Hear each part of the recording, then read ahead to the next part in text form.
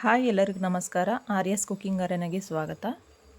ನಾನಿವತ್ತು ತ್ರಿಪುರ ಪೌರ್ಣಮಿ ಇರೋದ್ರಿಂದ ಹಾಸನಿಂದ ಅರಸೀಕೆರೆಯಲ್ಲಿ ಇರೋವಂಥ ಜೇನುಕಲ್ ಸಿದ್ದೇಶ್ವರ ಸ್ವಾಮಿ ಬೆಟ್ಟಕ್ಕೆ ಹೋಗ್ತಾ ಇದ್ದೀನಿ. ಜೇನುಕಲ್ ಸಿದ್ದೇಶ್ವರ ಸ್ವಾಮಿ ಬೆಟ್ಟ ಇರೋದು ಹಾಸನ ಜಿಲ್ಲೆ ಅರಸೀಕೆರೆ ತಾಲೂಕು ಯಾದಾಪುರ ಅನ್ನೋ ಗ್ರಾಮದಲ್ಲಿ. ಈ ದೇವಸ್ಥಾನ ಹಾಸನಿಂದ 53 ಕಿಲೋಮೀಟರ್ ಆಗುತ್ತೆ. ಹಾಸನಿಂದ ಅರಸೀಕೆರೆಗೆ ನಾವು ದುದ್ದ ಮಾರ್ಗವಾಗಿ ಅರಸೀಕೆರೆಗೆ ಹೋಗಬೇಕಾಗತ್ತೆ. ಜೇನುಕಲ್ ಸಿದ್ದೇಶ್ವರ ಸ್ವಾಮಿ ಬೆಟ್ಟದಲ್ಲಿ ಇವತ್ತು ಹುಣ್ಣಿಮೆ ಇರೋದ್ರಿಂದ ವಿಶೇಷವಾದ ಪೂಜೆ ಇರುತ್ತೆ. ಅದಕ್ಕೋಸ್ಕರ ನಾವು ಇವತ್ತು ಸಿದ್ದೇಶ್ವರ ಸ್ವಾಮಿ ದರ್ಶನ ಮಾಡೋಣ ಅಂತ ಹೋಗ್ತಾ ಇದ್ದೀವಿ.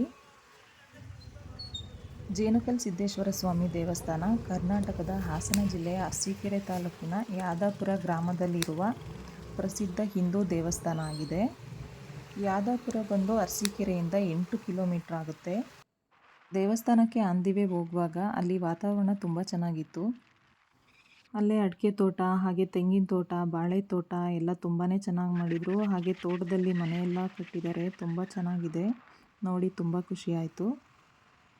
ಹಾಗೆ ರೋಡೂ ಕೂಡ ತುಂಬ ಚೆನ್ನಾಗಿದೆ. ಮಧ್ಯದಲ್ಲಿ ಸ್ವಲ್ಪ ಹಾಳಾಗಿದೆ, ಅದು ಬಿಟ್ಟರೆ ಇನ್ನೆಲ್ಲ ಕಡೆ ರೋಡೆಲ್ಲ ತುಂಬ ಚೆನ್ನಾಗಿದೆ. ಇದು ಕೋಡಿಮಠ ಅಂತ ಫೇಮಸ್ಸು. ಇಲ್ಲಿ ಕೋಡಿಮಠ ಅಂತ ಮಠ ಇರೋದ್ರಿಂದ ಇಲ್ಲಿ ತುಂಬ ಫೇಮಸ್ಸು. ಕೋಡಿಮಠದ ಸ್ವಾಮೀಜಿಗಳು ಇರೋವಂಥ ಊರು ಇದು. ಆರ್ಚ್ ಕಾಣಿಸ್ತಿದೆಯಲ್ಲ, ಈ ರೋಡಲ್ಲಿ ಹೋದರೆ ಕೋಡಿಮಠಕ್ಕೆ ಹೋಗ್ಬೋದು. ನಾನು ಕೂಡ ಈ ದೇವಸ್ಥಾನಕ್ಕೆ 2ನೇ ಸಲ ಹೋಗ್ತಾ ಇರೋದು. ಯಾರ್ಯಾರು ಜೇನುಕಲ್ ಸಿದ್ದೇಶ್ವರ ಸ್ವಾಮಿ ಬೆಟ್ಟನ ನೋಡಿಲ್ಲ ಅವರಿಗೋಸ್ಕರ ಈ ವಿಡಿಯೋನ ಮಾಡಿದ್ದೀನಿ. ಸುತ್ತಮುತ್ತ ತೋಟ ಎಲ್ಲ ಚೆನ್ನಾಗಿದೆ. ವೆಹಿಕಲ್ಲು ಕೂಡ ಅಷ್ಟಾಗೇನೂ ಇರೋದಿಲ್ಲ, ಹಾಗಾಗಿ ಬೈಕಲ್ಲೇ ಆರಾಮಾಗಿ ಹೋಗ್ಬೋದು.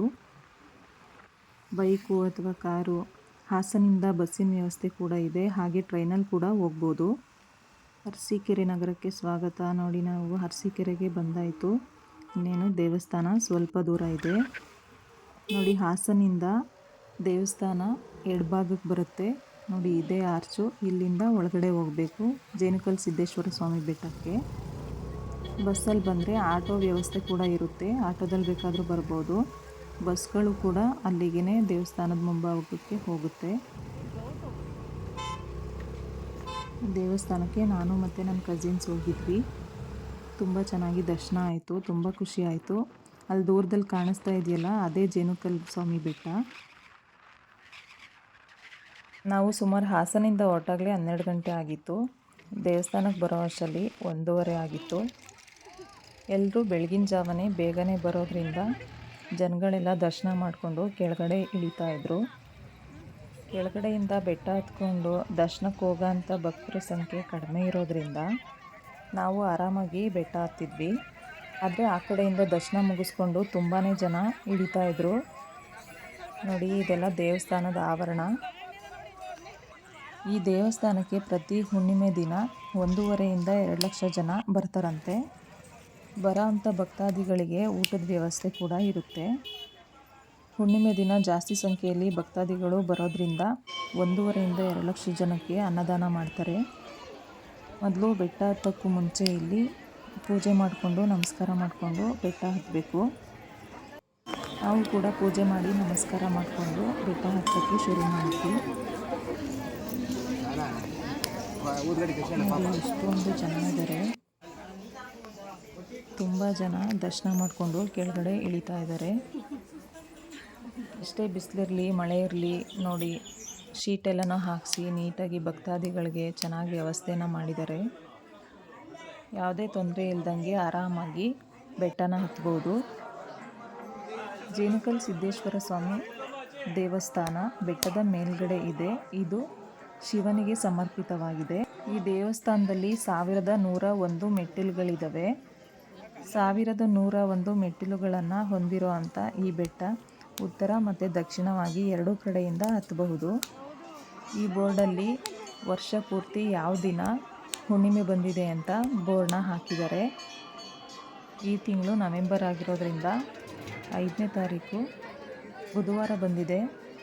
ಮುಂದಿನ ತಿಂಗಳು ಡಿಸೆಂಬರು 4ನೇ ತಾರೀಕು ಬಂದಿದೆ. 4ನೇ ತಾರೀಕು ಗುರುವಾರದಂದು ಹುಣ್ಣಿಮೆ ಬಂದಿದೆ. ಹಾಗೆ ಇಲ್ಲಿ ದೇವ್ರ ದರ್ಶನಕ್ಕೆ ಹೋಗುವಂಥ ಕ್ಯೂನಲ್ಲಿ ಒಳ್ಳೊಳ್ಳೆ ಲೈನ್ಸನ್ನು ಬರೆದು ಹಾಕಿದ್ದಾರೆ. ಕ್ಯೂನಲ್ಲಿನೇ ಹೋಗಬೇಕು. ತುಂಬ ಚೆನ್ನಾಗಿ ದರ್ಶನ ಆಯಿತು. ನಮಗೂ ಕೂಡ ತುಂಬ ಖುಷಿ ಆಯಿತು. ದೇವಸ್ಥಾನದಲ್ಲಿ ಮ್ಯಾನೇಜ್ಮೆಂಟು ತುಂಬ ಚೆನ್ನಾಗಿ ಮಾಡಿದ್ದಾರೆ. ಈ ಬೆಟ್ಟದ ತುದಿನಲ್ಲಿ ಒಂದು ಗೋಪುರ ಇದೆ. ಅಲ್ಲೇ ಪಕ್ಕದಲ್ಲಿ ಗಂಗಮ್ಮ ಅಂತ ಕೊಳ ಇದೆ. ಹಾಗೆಯೇ ಬೆಟ್ಟದ ಕೆಳಗಡೆ ಒಂದು ಬಸವಣ್ಣ ಗುಡಿ ಸಹ ಇದೆ. ನೋಡಿ, ನಾವಿಲ್ಲಿ ಸಿದ್ದೇಶ್ವರ ಸ್ವಾಮಿಯವರ ಪಾದಗಳನ್ನ ನೋಡ್ಬೋದು. ದೇವ್ರ ದರ್ಶನ ತುಂಬ ಚೆನ್ನಾಗಾಯಿತು. ನಮಗೂ ಕೂಡ ತುಂಬ ಖುಷಿ ಆಯಿತು. ಇನ್ನೂ ಹೆಚ್ಚಿನ ಮಾಹಿತಿಗಳಿಗೆ ಆರ್ಯಾಸ್ ಕುಕ್ಕಿಂಗ್ ಅರೇನಾ ಚಾನಲ್ನ ಸಬ್ಸ್ಕ್ರೈಬ್ ಮಾಡಿ, ಹಾಗೆ ಪಕ್ಕದಲ್ಲಿರುವಂಥ ಬೆಲ್ ಐಕನ್ನ ಪ್ರೆಸ್ ಮಾಡಿ. ಈ ವಿಡಿಯೋ ಇಷ್ಟ ಆದರೆ ನಿಮ್ಮ ಫ್ರೆಂಡ್ಸು ಫ್ಯಾಮಿಲಿಗೆಲ್ಲ ಶೇರ್ ಮಾಡಿ. ನೋಡಿ, ಇಲ್ಲಿ ಹಾರಗಳನ್ನ ಹಾಕಿ ಪೂಜೆ ಮಾಡಿದ್ರಲ್ಲ, ಅದೇ ಸಿದ್ದೇಶ್ವರ ಸ್ವಾಮಿಯವರ ಪಾದಗಳು. ಯಾರ್ಯಾರು ಈ ದೇವಸ್ಥಾನಕ್ಕೆ ಬಂದಿಲ್ಲ, ಇಲ್ಲೇ ವಿಡಿಯೋದಲ್ಲೇ ನೋಡ್ಬೋದು.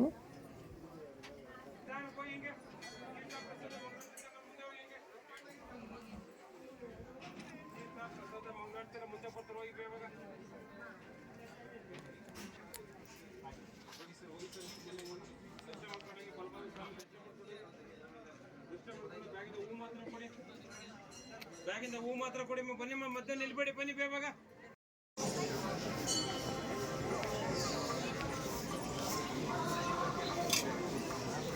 ಹೋಗಿ ಸರ್, ನಿಧಾನ ಕೇಳ್ಕೊಂಡು ಹೋಗ್ಬೇಕು. ಹಂಗೆ ದರ್ಶನ ಮಾಡ್ದ ನಿಧಾನಕ್ಕೆ ಹೋಗ್ತಾರೆ. ಹಂಗೆ ನಿಧಾನಕ್ಕೆ ಹೋಗಿ ಹಂಗೆ ತೀರ್ಥ ಪ್ರಸಾದ ಮಂಗಳಾರತಿ ಮುದ್ದೆ ಕೊಡ್ತಾರೆ. ಬನ್ನಿ.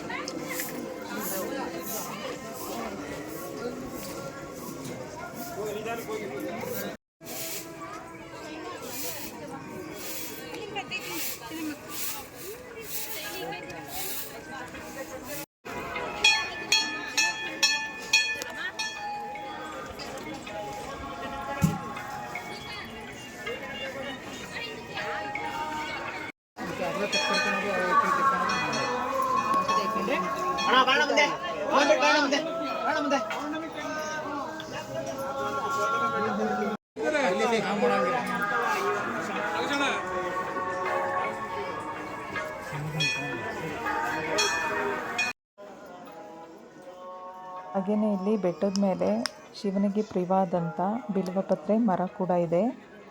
ಬಿಲ್ವಪತ್ರೆ ಮರಕ್ಕೂ ಕೂಡ ಪೂಜೆಯನ್ನು ಸಲ್ಲಿಸ್ತಾರೆ. ಹಾಗೆ ದೇವಸ್ಥಾನದಿಂದ ಕೆಳಗಡೆ ಬಂದರೆ ಪ್ರಸಾದನ ಕೊಡ್ತಾ ಇರ್ತಾರೆ. ಪ್ರತಿ ಹುಣ್ಣಿಮೆ ದಿನ ಮುದ್ದೆ ಹಾಗೆ ಅನ್ನ ಸಾಂಬಾರು ಜೊತೆಗೆ ಮಜ್ಜಿಗೆ ಕೂಡ ಕೊಡ್ತಾರೆ. ಹಾಗೆ ದೇವಸ್ಥಾನಕ್ಕೆ ಬರೋವಂಥ ಭಕ್ತಾದಿಗಳು ಯಾವುದಾದ್ರೂ ಸೇವೆನ ಸಲ್ಲಿಸಬೇಕು ಅಂತ ಅಂದರೆ ಇಲ್ಲಿ ಬಂದು ಯಾರಾದರೂ ಸಹ ಮುದ್ದೆನ ಕಟ್ಬೋದಂತೆ. ಇಲ್ಲಿ ಸ್ವಲ್ಪ ಜನ ಇರುವಂಥ ಲೇಡೀಸ್ ಎಲ್ಲ ಮುದ್ದೆನ ಕಟ್ತಾಯಿದ್ರು. ಅವರೆಲ್ಲರೂ ಕೂಡ ಭಕ್ತಾದಿಗಳೇ.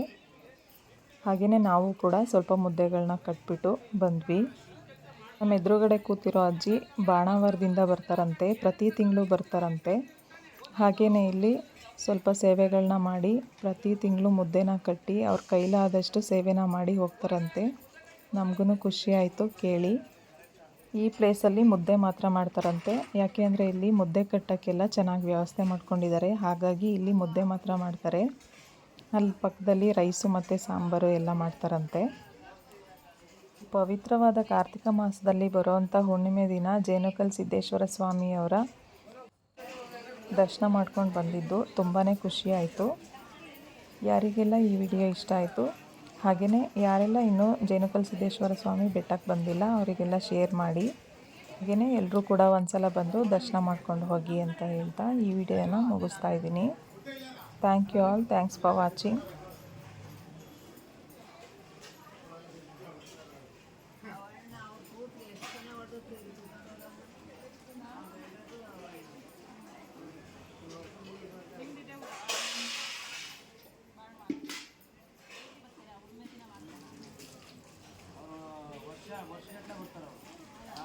ಬಂದು ರಾತ್ರೆಲ್ಲ ಭಜನೆ ಮಾಡ್ಕೊಂಡು ಏನೇನೋ ಪ್ರಸಾದ ಮಾಡ್ಕೊಂಡು ಕೈಲಾಸ ಕೆಲಸ ಮಾಡ್ಕೊಂಡು ಆರಾಮಾಗಿ ಸಾಯಂಕಾಲ